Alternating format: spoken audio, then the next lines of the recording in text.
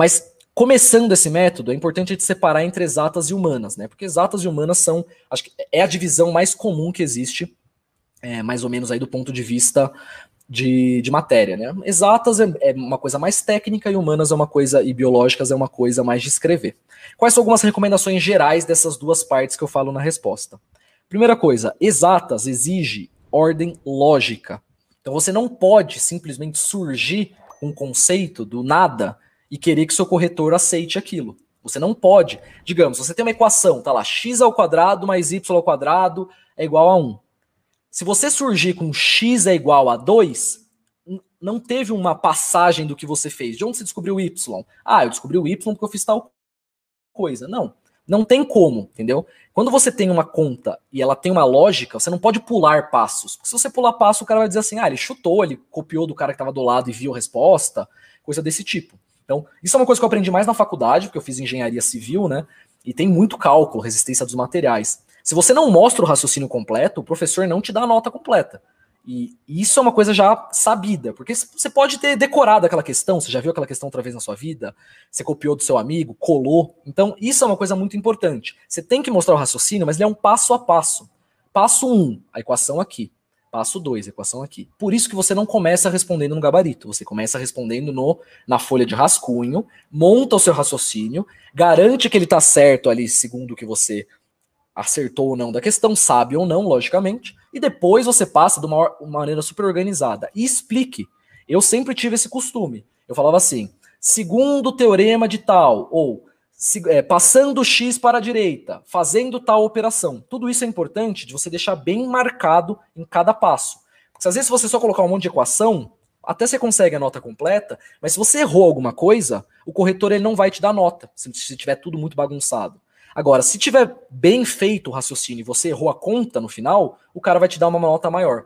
Então esse é um ponto interessante. Quando você acerta, o seu raciocínio ele é importante, mas muitas vezes você simplesmente vai acertar a questão inteira, mesmo estando tudo desorganizado.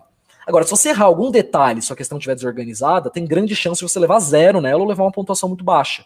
Porque o corretor não vai entender o que você fez. E como a resposta final não está certa, ele não vai conseguir te dar pontuação nenhuma. Ele vai falar assim, cara, esse cara que, sei lá, escreveu um monte de besteira e acabou errando, eu não vou dar nenhuma pontuação para ele. Então, isso é muito importante.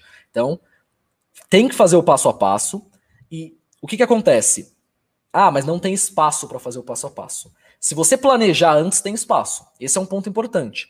E, de novo, você não precisa encher linguiça, não precisa fazer literalmente, tipo assim, x mais y é igual a 1. X é igual a 1 menos y. Você ficar substituindo cada passo, não precisa ser uma coisa super detalhada. Você passou um negócio pro lado, depois você passou outro negócio pro lado. Não, passa os dois ao mesmo tempo, isso tudo bem.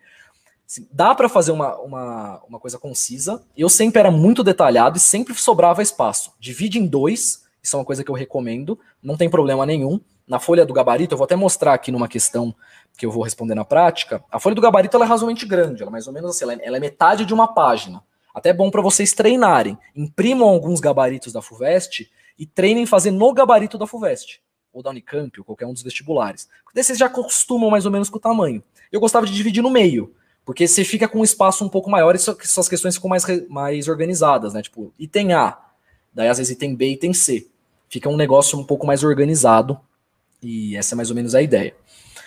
Então, esse é mais ou menos o ponto de como funciona. Aí eu quero falar um pouco da diferença. Então, exatas, em primeiro lugar, é uma coisa mais técnica, importa muitas equações. Em humanas, foi o que eu falei antes, e biológicas.